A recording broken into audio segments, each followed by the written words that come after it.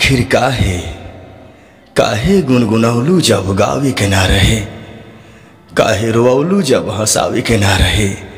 आज आंसू पछतानी एगो प्रश्न बन के, काहे कैलू मोहब्बत जब निभावे के ना रहे। मांगी ले आशीष चाची छू के चरनिया, दे दिया अपन दुलार। वोट मांगे बबुआ तुहार, ए चाची हो वोट मांगे बबुआ तुहार। हम नहीं गैर हम हई परिवार हो, मांगतानी वोट अपन कुरुता पसार। आसनसोल केतना हुआ तो बिहार नानू है। जौन प्यार आशीर्वाद एजा मिली वो ओजा ना मिली, जितना मन एजा लागी उतना मन। बड़का भाई सुना ये बड़की माई, काकी चाची दादी बातें रखी हाइया। आइल करा काट तो हर पवनमा, मांगेला घूमी घूमी आशीर्वाद, मांगेला घूमी घूमी। मैं इस देश का हनुमान हूँ, ये देश मेरा राम है, सीना चीर कर दिखा दूंगा। अंदर बैठा हिंदुस्तान है, प्रेम से बोली भारत माता की जय। सनहिया लगावल बहुत बात नहीं खे, नजरिया चुरावल बहुत बात हो। देखिए माई के हमहू बड़ा मानिला अपना, और दुनिया में सब कुछ दोबारा मिल सकता है, लेकिन दो ऐसा का चीज़ बाकी नहीं मिल सकत, माई और बगिया के खिलल कली लगलू, तोहके देखी के भौरा शर्मा जाई हो। देख के तोहके मनवा बेकाबू भइल, रात के नींदिया दिनवा के चैना गइल, तोहरा सूरत पे भौरा लुभा जाई हो। उतना प्यार मिलने के बाद में शीशा का अंग में भी कोनो चीज़ टूट जाए तो कोनो दिक्कत नहीं खे। हमके लागता कि कोनो जीता जनार्दन से फिर से बार बार दोस्तों नो जोड़ के विनती करतनी कि पावर देखावे के नहीं खे, पावर एकरा से और ही बढ़ा दे के बाद। नमस्कार प्रणाम। अभी हम मौजूद है पटना में। आप लोगों से बता दें चुनावी सरगर्मी बहुत ही ज़्यादा तेज है। अब पवन सिंह ने चुनाव लड़ने के लिए ऐलान कर दिया है काराकाट से। वो बहुत जल्दी नॉमिनेशन भी भरने वाले हैं। अभी मेरे साथ एक व्यक्ति मौजूद है जो बहुत अच्छे सिंगर हैं, बहुत सारे स्टेज शो करते हैं, बहुत सारा इनका गाना भी आया हुआ है। इनके बारे में आप लोग को बता दें किसी पहचान के मोहताज नहीं है। पवन सिंह 2 है उर्फ रंजन बिहारी इनका नाम है। चलिए इनसे कुछ बातचीत करते हैं, कुछ जानने का प्रयास करते हैं। सबसे पहले मेरे चैनल पर स्वागत है। नमस्कार प्रणाम। और जनता की आवाज़ बिहार ये चैनल के माध्यम से हमके जे भी देख रहल बानी सभी आदमी के बार बार प्रणाम। और आज हमके बहुत खुशी भइल कि रुआ से मुलाकात भइल और आगे का आदेश। अच्छा, पवन सिंह बहुत जल्दी नॉमिनेशन देने वाले हैं, तो क्या उसमें आप शामिल होइएगा कि नहीं होइएगा, ये बताइए। एकदम होखो। हाँ। ना होखे के सवाले नहीं खे। हाँ। आज बहुत खुशी हो रहल बा कि हम जेकर कॉपी करीला। हाँ। और हम जेके आवाज़ में गाइला, और वो भगवान रूपी अगर वहाँ के चुनाव लड़तनी तो जा पहुँचब हम। और जितना भाई चाचा काका काकी ये सब लोग से हाथ जोड़ के विनती करब कि रउआ लोग भी पहुँची और बड़ भैया पवन भैया का आशीर्वाद दही। अब एकरा से आगे जनता जनार्दन से और का कहब। जनता जनार्दन वोट मांगे के बाद चुनाव में एकदम अपन जे फैन बानी पवन जी वहाँ के एकदम जितावे के बाद कोनो हालत में। जी हाँ। एकदम कोनो हालत में जितावे के बाद बड़ भैया हमार वो सबका दिल में राज करेले। का लागत आप गायकी होई की छोड़ दो के का? गायकी कैसे छूट सकेला? हाँ, जब नेता में जनता के सेवा नहीं करे के पड़ी। ना ना ना, हमके आशा और विश्वास बा कि जनता के सेवा के साथ साथ वहाँ के संगीत भी रहब, संगीतमय भी रहब, और संगीत को भी नहीं छोड़ सकता। अच्छा, आपका चुनाव वाला जो गाना आया था वो इतने ट्रेंडिंग में चला, साला 10 दिन तक ट्रेंडिंग में रहा, ट्रेंडिंग 1 नंबर पे। जी, पवन भैया के गया हुआ गाना है ये। सुना ये बड़का भाई सुना ये बड़की माई, काकी चाची दादी बातें रखी हाइया।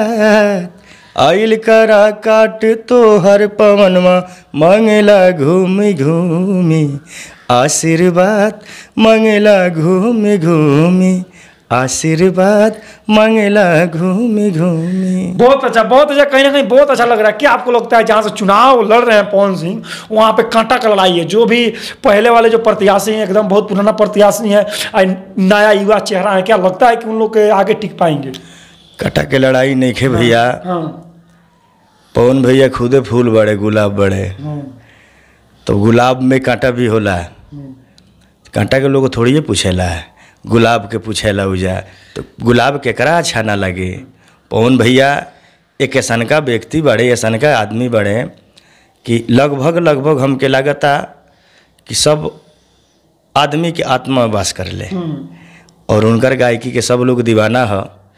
इतना दिन से पवन भैया लोग के दीवाना बनौले, लेकिन अब की विनती बा, गुजारिश बा, हाथ जोड़ के विनती बा, एक बार हुआ सब वहाँ के दीवाना बना के देखी।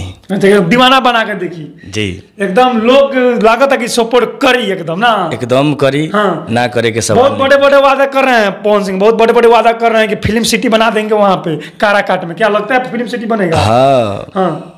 बड़ भैया पवन भैया वहाँ के जोन कहले बानी वहाँ के अभी तक कहले बानी। अच्छा, हमरा देखे में लागल बा और सभी आदमी के देखे में भी लागल बा। अच्छा, एक डायलॉग वाला भी मारिए, एक दो डायलॉग भी सुनाइए कि लोग व्यूअर को अच्छा लगे। मैं इस देश का हनुमान हूँ, ये देश मेरा राम है, सीना चीर कर दिखा दूंगा, अंदर बैठा हिंदुस्तान है, प्रेम से बोली भारत माता की जय। और ऐसा है। हाँ। एक गाना लोकगीत गाई, हाँ।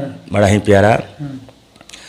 सनहिया लगावल बहुत बात नहीं खे, सनहिया लगावल बहुत बात नहीं खे, नजरिया चुरावल बहुत बात होला, नजरिया चुरावल बहुत बात होला। ते में नजर भी नहीं खे चुरावे के, सनेह लगैले बानी, नज़र में नज़र मिला के आशीर्वाद भी देवे के बाद पवन भैया के। अच्छा, कहाँ से दिल में आया पवन जी क्या कि चुनाव लड़ गए? कहाँ से उनके दिल में आया? देखिए, माई के हमहू बड़ा मानिला अपना, और दुनिया में सब कुछ दोबारा मिल सकता है, लेकिन दो ऐसा का चीज़ बाकी नहीं मिल सकत, माई और पिताजी। तो खैर बड़ भैया पवन भैया के पिताजी नहीं खी, वहाँ के माँ बानी, हमरो माताजी बानी, तो वहाँ के आदेश भइल, और बेटा ही का जो माँ के आदेश के पालन न करे, वो आदेश सही हो या झूठा हो। अगर पक्का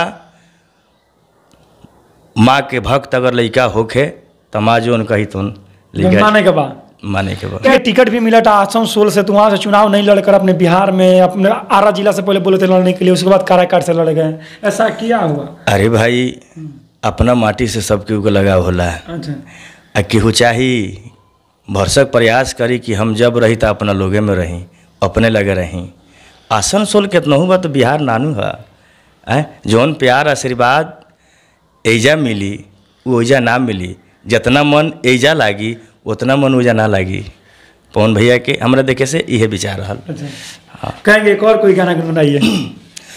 मांगी ले आशीष चाची छू के चरनिया, दे दिया अपन दुलार, वोट मांगे बबुआ तुहार, ए चाची हो वोट मांगे बबुआ तुहार, हम नहीं गैर हम हई परिवार हो, मांगतानी वोट अपन कुरुता पसार हो, हियारा जुड़ाई तोहर तोहरे बाला कबा, नहीं हो जाई गुलजार, वोट मांगे बबुआ तुहार, ए काका हो वोट मांगे बबुआ तुहार। रैली चल रही है जिसमें पवन सिंह कहीं निकल रहे हैं, इतना ज़्यादा भीड़ भाड़ हो जा रहा है, और उसी में उनके फॉर्च्यूनर जो गाड़ी है उसमें कुछ युवक चढ़ जाते हैं, शीशा उषा भी फूट जाता है। उतना प्यार मिलने के बाद में शीशा का अंग में भी कोनो चीज़ टूट जाए तो कोनो दिक्कत नहीं खे। अच्छा। हमके लागता कि कोनो दिक्कत ना होई, मैंने हमरा अंदर बा ऐसा है फील करता नहीं कि पवन भैया के भी थोड़ा सा भी ओकर कोनो दुख ना होई, कोनो दुख ना होई ना। वो राजा आदमी है। हाँ। कहीं ना कहीं राजा है, कहीं ना कहीं राजा, हाँ। कहीं ना कहीं नहीं, हाँ। सच में राजा हाँ। है। हाँ। पावर स्टार, आखिर लोग क्यों कहते हैं पावर स्टार? पावर इस बार दिखाना है कि लगता है कि पावर इस बार आएगा सामने? हाँ आएगा, जरूर आएगा, हमें विश्वास है कि आएगा। पावर स्टार को इस बार पावर दिखा देना है अपना, एकदम दिखा देना हाँ। है। और जनता जनार्दन से फिर से बार बार दोस्तों नोह जोड़ के विनती करत तनी कि पावर दिखावे के नहीं खे, पावर एकरा से और ही बढ़ा दे। के बाद अच्छा, कहीं कुछ अपने बारे में भी बताइए, आप क्या करते हैं, कहाँ रहते हैं, क्या क्या करते हैं, कुछ अपने बारे में बताइए। देखिए बड़ा बढ़िया बात पूछनी। तो हम गांव देहात के रहे वाला आदमी और छोटा मोटा कीर्तन करते करते आज बढ़िया बढ़िया मंच पर जाके गाइला। और हकीकत कहीं तो हमके ना लगेला कि हम सिंगर हई, अंदर से अंदर ताकिला अपना तैसे ना लगेला कि मैंने हमरा अंदर कोनो ऐसा गुण बा। लेकिन जब मंच पर पहुँचीला तो भाई चाचा चाची और माता बहन जितना लोग बा ये सब लोग खुश होला, बढ़िया से आशीर्वाद प्यार देला। तो ऐसा लगेला कि हाँ हम गाइला, हम गाइला। सच में कब से कैसे आपको लगा कि पवन सिंह की आवाज़ में बोल सकते हैं? कब से निकालने का प्रयास किए, क्या किए? देखिए ये कॉपी हम ना करीला, पता ना ऐसा है कहेंगे मिल गई। ठीक बा, एक बड़ा ही प्यारा एक और गाना सुनाओ तनी।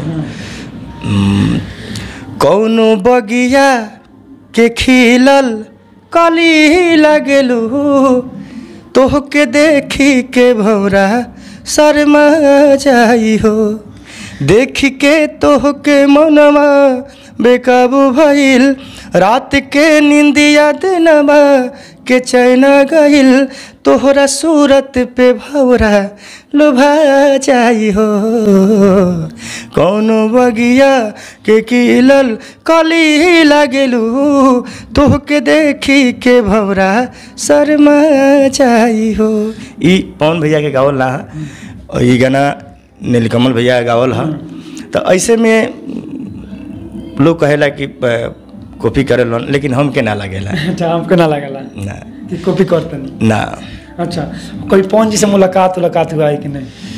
एक बार मुलाकात भइल रहल कार्यक्रम के दौरान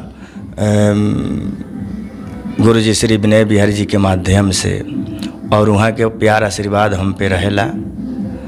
और मने हम जहाँ तक ले अभी बानी ये लेवल खातिर वहाँ के प्यार आशीर्वाद अभी हमरा ऊपर बहुत रहेला। ज़्यादा तो क्या कहिएगा अभी, बस कहीं एक गाना सुना कर जाइए, एक और सुना कर जाइए कुछ। हम ना पाई आँख के आंसू, चुप के रो बाबू, कागज पर से नाम मिटाइबू, दिल के कहीं से धो बाबू, जी ना पाइबू तू ये गोरी, जी ना पाइबू तू ये गोरी, बतिया सच छुपाई प्रीतिया औरी, कितना सता गजब गजब, क्या गाते हैं प्रीतिया औरी, कितना सताई। गजब से एकदम गाते हैं कि ऐसे गाते हैं कि आप लोगों से क्या पता है, लग रहा है कि हम मेरे सामने पवन जी खुद खड़े हैं। जी बहुत बहुत धन्यवाद। हमके ना लगेला कि हम ऐसा गाइला। एक और डायलॉग मार दीजिए, डायलॉग कोई सुनाइए पवन जी का डायलॉग। ऐसे तो बहुत सारे भोजपुरी में हीरो हैं, मगर जो पवन जी का डायलॉग एकदम हर्ट कराता है। जी हाँ। बड़ा ही प्यारा एक डायलॉग, लड़का लड़की से कहले, आखिर काहे गुनगुनौलू जब गावे के ना रहे, काहे रोवलू जब हंसावे के ना रहे, आज आंसू पोछतानी एगो प्रश्न बन के, काहे कैलू मोहब्बत जब निभावे के ना रहे। गजब गजब गजब। देख सकते हैं अभी मेरे साथ रंजन बिहारी जी मौजूद थे। इनके साथ मेरा प्रयास कैसा लगा आप लोग कमेंट बॉक्स में जरूर बताइएगा। अब तक के लिए जय हिंद।